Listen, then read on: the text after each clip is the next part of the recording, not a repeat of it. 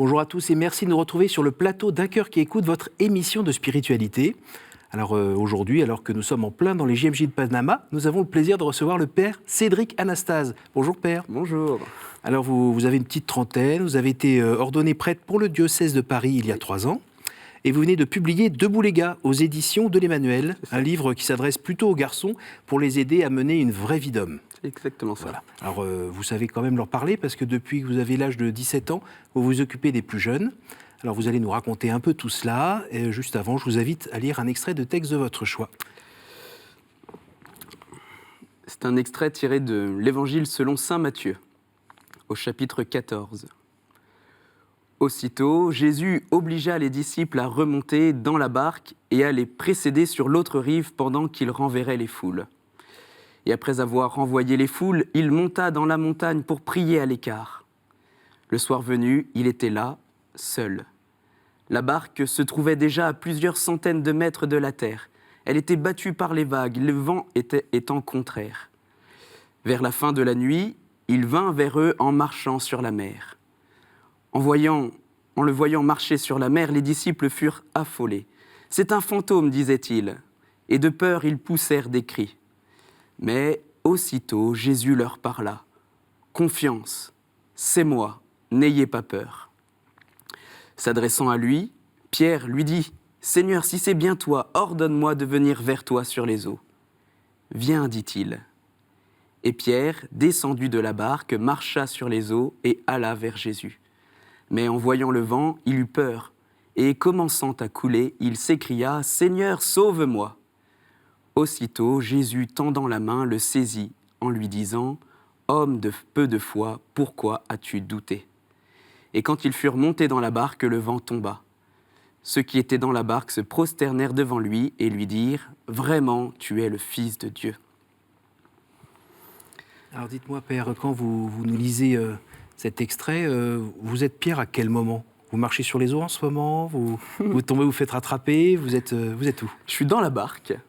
À quel moment, avant ou après ? Avant, je vois Jésus et je me dis « Ok, il y a plein de vents contraires, ok, il y a des difficultés, mais Seigneur, donne-moi l'audace de venir vers toi. Donne-moi l'audace de sortir de cette barque et de marcher. » Et vous avez vu, dans cet évangile, c'est beau, c'est que tant que Pierre garde les yeux fixés sur Jésus, il avance. Son audace est payante. Et à quel moment il commence à couler ? Quand il ne regarde plus Jésus et qu'il se met à regarder les vents. Comment vous faites, vous, pour regarder tout le temps Jésus ? La prière. Quand ? Comment ? Matin, en me réveillant, c'est la première chose que je fais. Je me lève et j'ouvre ma Bible. Je commence ma journée en me fixant sur Jésus. Et après, dans le reste de la journée ? L'Eucharistie est un lieu vraiment de paix, où je le retrouve, où il me donne sa force pour pouvoir affronter les combats de la journée. Et alors régulièrement, ça c'est mon petit secret, régulièrement dans la journée, on le répétera pas, régulièrement dans le reste de la journée, je m'arrête, je ferme les yeux et je dis cette phrase que dit Pierre, « Seigneur, sauve-moi, donne-moi ta force, là j'en ai besoin. J'ai une réunion compliquée, où j'ai une famille en deuil qui arrive, Seigneur, j'ai besoin de toi là. » Et en fait, j'arrive à la fin de la journée et de manière surprenante, la journée s'est passée et j'étais avec lui. Il m'a donné cette force d'avancer. Je vais vous reprendre la Bible. Voilà, je vous la laisse. Et vous avez toujours vécu comme ça, toujours regardé au bon endroit ? Oh là, mais j'ai eu la chance d'avoir une maman qui était très pratiquante, qui l'est encore d'ailleurs, et qui vraiment nous a éduqués dans cette présence de Dieu. Du coup, c'est vrai qu'assez spontanément, assez naturellement, Dieu, Jésus, les saints, faisaient partie de notre enfance. Je me souviens que petit, le soir avant de se coucher, je priais avec mon petit frère.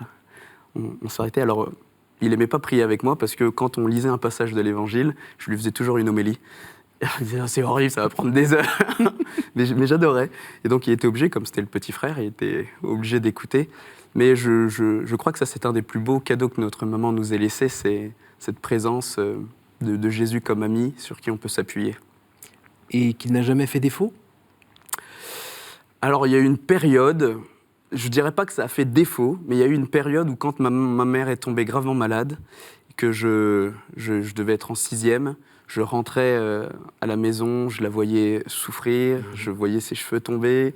Progressivement, ça m'a beaucoup questionné de me dire mais Dieu et la souffrance, c'est pas compatible. C'est pas possible. Et il y a un moment où ça allait jusqu'à mais il est vraiment là ou pas? Oui, je me suis posé cette question. Et je suis allé voir ma mère un jour, qui était assise sur une chaise, et je lui ai dit, maman, j'ai vraiment un problème. Dieu et la souffrance, c'est pas compatible. Alors si tu souffres, c'est que Dieu n'existe pas. C'est logique, hein? Et j'ai essayé pendant une demi-heure de la convaincre. Mais je ne sais pas si je croyais vraiment en cette proposition. Mais en tout cas, je voulais la pousser. Comment c'était possible de continuer à croire alors qu'elle souffrait comme ça? Et elle m'a juste répondu cette phrase. Écoute, Cédric, je souffre, c'est vrai, mais je crois. Et j'ai vu à ce moment-là dans ses yeux une flamme intérieure. Dieu n'est pas une personne éloignée dans sa vie, c'est vraiment une personne sur qui elle peut s'appuyer dans le quotidien et qui peut l'aider justement à traverser les tempêtes. Alors, qu'est-ce que vous comprenez aujourd'hui, maintenant que vous avez un petit peu grandi, vous n'êtes plus en 6e, Non. à ce Jésus qui va se retrouver sur une croix, il a vraiment mal, il n'est pas en train de dire, bon, c'est un mauvais quart d'heure à passer, 2 secondes, dans quelques heures, moi je serai là au peinard. Comment vous comprenez aujourd'hui ce Dieu qui se fait homme et qui va souffrir, et dans cette souffrance ramasse les souffrances de tout le monde, et notamment votre mère? Oui. Ouais, 2 choses à ça. La première, souvent je me pose cette question, à quoi Jésus pense sur la croix? Puisqu'il souffre hein, dans sa chair, et littéralement, il crie son angoisse. Père, pourquoi m'as-tu abandonné? Et puis il y a la phrase qui suit, pardonne-leur, ils ne savent pas ce qu'ils font. En tes mains, je remets mon esprit. En fait, Jésus, il voit chacun des hommes, et il dit, c'est pour toi que je le fais. C'est pour toi que je le fais. Et moi, ça, au quotidien, ça m'encourage de me dire, est-ce qu'on peut donner sa vie par amour? Ouais, le Christ l'a fait. Et en pensant à chacun d'entre nous, c'est pour toi que je le fais. Et deuxième chose, là c'est mon fruit de visites que je fais à des personnes qui sont couchées dans des lits d'hôpitaux. Je me souviens d'une dame qui avait sa croix juste en face d'elle, et puis la télé à gauche. Et puis elle me dit un jour, quand je regarde la télé, ça me distrait, ça me fait penser à autre chose. J'oublie que je suis couché dans mon lit d'hôpital. Et quand je le regarde lui, en montrant la croix, quand je le regarde lui, ça me console. Elle avait tout dit. Hein. C'est qu'en fait, le Christ sur la croix, il dit « Je suis près de chacun d'entre vous, que vous soyez heureux ou dans la souffrance. » Alors vous, Cédric, aujourd'hui, vous célébrez la messe tous les jours. Et au moment où vous célébrez, vous êtes la personne du Christ en train de... Qui dit ses paroles, oui. Voilà, qui dit ses paroles. Vous connaissez pas trop mal, je pense. J'apprends à me connaître. L'écart entre qui vous êtes et Jésus, de temps en temps, c'est une souffrance, Ça m'aide à être vraiment plus humble. Ça, c'est une des difficultés. On attend beaucoup du prêtre. En plus, je travaille avec des jeunes. Et les jeunes, assez vite, ils sont très gratifiants de ce qu'on peut faire pour eux. Ils savent applaudir, ils savent nous dire qu'on est des gens géniaux. Et puis il y a plein de gens d'ailleurs qui viennent me dire que je suis quelqu'un de génial. Et parfois, je peux commencer à le croire. Et justement, le rappel de mes faiblesses, de mon incapacité à parfois à prendre patience. Une des choses, par exemple, où je vois que je ne suis pas Jésus, c'est les conseils pastoraux. J'espère que mon curé ne regardera pas. Mais c'est insupportable, c'est super long, on parle. Et je sens intérieurement que je bouillonne, que je ne suis pas Jésus. Mais en fait, je le prends avec humour en me disant, voilà, arrête de croire que t'es quelqu'un, t'es encore en chemin. Et ça, c'est une des choses que j'aime enseigner, dire aux jeunes que j'ai, vous les connaissez mes défauts, je suis mauvais joueur, je suis mauvais perdant, et je suis impatient. Oui, mais je suis aussi en chemin. Et vous avez été ordonné il y a 3 ans. Sur 3 ans, il y a des zones qui ont progressé, d'autres pas. Il y a des moments aussi où c'est dur d'attendre que ça soit Jésus qui aide, que la grâce vous aide, vous soutienne. Je dois dire maintenant, comme aujourd'hui, après 3 années, j'aurais pas dit la même chose, je pense, au séminaire, mais aujourd'hui, la charge du ministère est tellement grande. Ce qu'on nous demande est tellement pas à la mesure d'homme que j'ai bien conscience que je peux pas le faire sans le Seigneur. C'est pour ça que je vous dis, la première chose que je fais le matin en me réveillant, c'est « j'ai besoin de toi, Seigneur ». Quand j'ai une famille en deuil qui arrive dans mon bureau, je ne peux pas dire « bon, allez, je vais m'annoncer, je vais trouver les paroles qui vont vous consoler ». C'est impossible. C'est impossible si le Seigneur n'est pas là. Ça, j'en ai bien conscience. Donc aujourd'hui, non, en plus, c'est plutôt une joie, d'ailleurs, de savoir que je collabore à la grâce de Dieu, que mon travail, en fait, c'est de laisser la grâce venir m'habiter, me travailler. Je fais des erreurs, mais parfois, je suis aussi surpris de voir que le Seigneur peut se servir de moi comme d'un instrument. Vous êtes prêtre diocésain, vous êtes en paroisse, vous venez de le dire. Je veux dire que le confessionnal, vous le connaissez aussi. Oui. Comment on fait pour gérer cette accumulation de bonnes nouvelles, mais surtout de moins bonnes nouvelles et de cette noirceur des êtres humains, de l'âme? On le connaît déjà un peu chez soi, mais ça se multiplie un peu quand on écoute sans doute en confession. Je vais peut-être vous surprendre. Ce qui me touche en confession, c'est pas la noirceur de l'âme.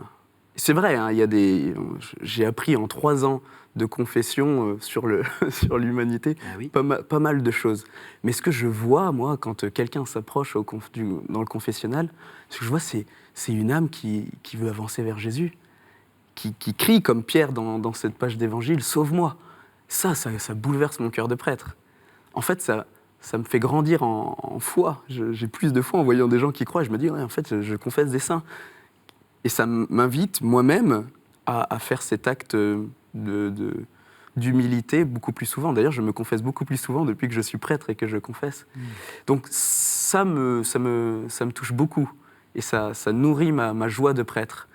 Et puis ensuite, quand il y a des choses beaucoup plus lourdes à porter, c'est vrai, je ne termine jamais en sortant du confessionnal sans aller tout remettre à Jésus. Donc je lui dépose, et parfois j'ai l'impression de déposer un fardeau que je lui remets, parce qu'en fait, ce sont ses brebis, c'est pas mes brebis, ce sont les siennes.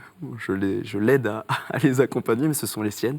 Et puis j'ai mon père spirituel, avec qui ça m'arrive de reparler de certaines choses sans donner de nom, mais quand j'ai vraiment été touché. J'imagine que quand vous étiez enfant, la figure du prêtre était comme celle un petit peu dont vous parliez tout à l'heure des jeunes à votre égard, quelqu'un de bien, de grand, qui a donné sa vie, qui mégote pas, il est parti à fond. On voit bien quand même que ces derniers mois ou ces dernières années, l'image du prêtre est fortement abîmée par toutes ces affaires. Voilà, par ses affaires, par la faute de certains. Comment on vit ça quand on fait partie d'un groupe qui est pas mal attaqué et puis qui souffre? Oui. Moi, c'est d'abord vraiment une grande souffrance, non pas qu'on soit attaqué, mais de me dire que des frères, alors peut-être parce qu'ils étaient malades, je ne vais pas les juger, mais que des frères, et puis en plus je travaille avec des jeunes, donc c'est vraiment la prunelle de mes yeux, mais que des frères aient pu toucher, blesser, atteindre, je comprends, c'est un abus de confiance tel que je me demande si on peut s'en relever. Donc c'est une vraie souffrance. Donc du coup, j'ai pas du tout envie, je suis pas du tout dans un esprit corporatiste où il dit il faut qu'on se protège, il faut qu'on entende qu'il y a une souffrance et qui a été commise par des gens en plus auxquels on s'attendait pas. Donc ça me touche réellement. Et de temps en temps, vous avez envie de sortir un sabre et d'aller dézinguer tout ça ou pas? Non.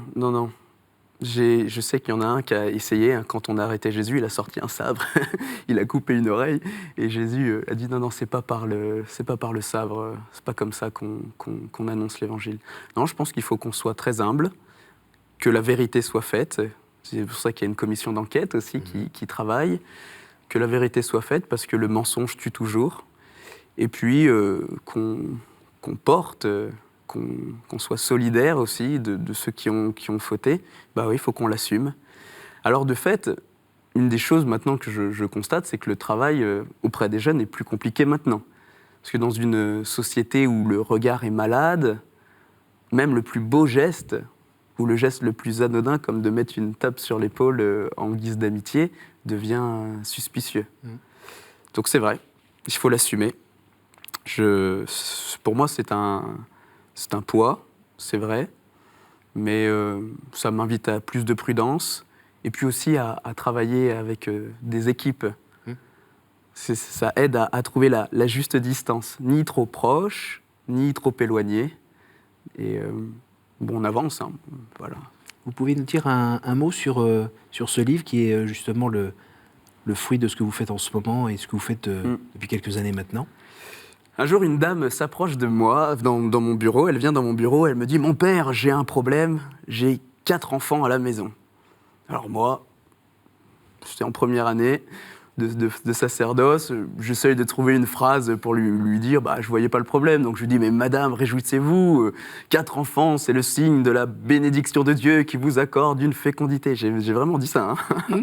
Et là, elle m'arrête et elle me dit « Non, mon père, vous comprenez pas. J'ai 4 enfants, mes 3 garçons que vous connaissez, et mon mari. » Et alors là, j'explose de rire. et je comprends, quand elle me parle, qu'on peut être un homme, avoir des responsabilités, une femme, des enfants, un très beau métier, et en fait se comporter comme un gamin. Et à partir de là, il y a une petite réflexion qui s'est menée. Je me suis dit, quels sont les éléments essentiels pour se construire, pas pour faire des grandes théories sur ce que c'est qu'être un homme, mais pour travailler au quotidien à devenir un homme. Parce que ça ne se fait pas spontanément. Ça ne se fait pas sans le concours de la grâce, sans le travail de la liberté. C'est pas je reste couché sur mon lit, je demande à Dieu de faire de moi un homme, et puis je me relève, ça y est, je suis construit. Non, il faut y travailler. Tous les jours. Tous les jours, dans le quotidien, dans des petites choses très simples du quotidien. Et donc du coup, j'ai essayé de rassembler avec des petits exemples, des petits exercices, des petites anecdotes, tout ce qui m'aurait parlé si j'avais été jeune, tout ce que je sais qui aujourd'hui parle aux jeunes, puisque je les ai testés sur eux aussi. Et puis je vois le fruit, c'est qu'ils grandissent. Même s'il n'est pas trop tard non plus pour bien faire. Hein. Non. C'est un travail de toute une vie. Alors je crois qu'il fait partie d'une trilogie, c'est ça? C'est ça. Alors, petit teasing. Donc de fait, là, il devrait y en avoir un dans quelques mois qui va sortir pour les éducateurs. L'enjeu pour un éducateur, c'est d'aider les jeunes à discerner ce qui est bien, ce qui est mal, pour qu'ils puissent devenir autonomes, c'est-à-dire guidés par eux-mêmes leur vie.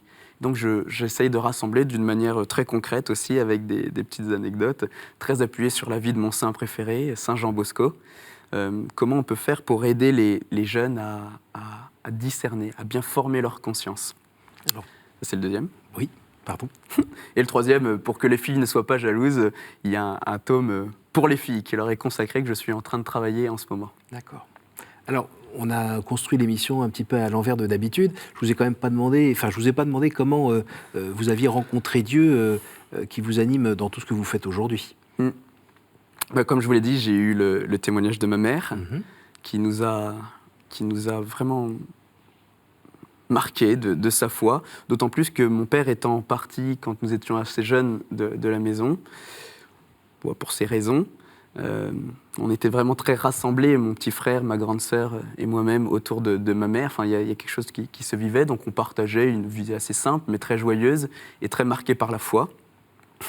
Je me souviens un jour, ma mère qui me dit moi, qu'il neige ou qu'il vente, qu'il y ait de l'orage, qu'il y ait de la tempête, j'irai à la messe. Je dois avoir 5 ans. Je dis ok. Bon, on va à la messe alors. Donc ça, elle nous l'a transmise. Mais ensuite, il y a la foi reçue de ma maman et la foi personnellement vécue. Et je pense que pour moi, le passage, c'est, je dois avoir 19 ans, c'est ça, 19 ans, sur les routes de Chartres. J'étais en prépa. Je me souviens un pèlerinage de Chartres où mon aumônier me dit « Allez, je t'amène au pèlerinage de Chartres des étudiants. » Je dis « Non, moi j'ai des maths à faire. J'ai autre chose à faire que d'aller marcher dans la boue pendant 2 jours. » Et puis elle arrive à me convaincre, je ne sais comment. Le pèlerinage était horrible. Il pleuvait, il y avait de la boue. J'avais acheté des chaussures superbes, des chaussures qui ne laissent pas entrer l'eau.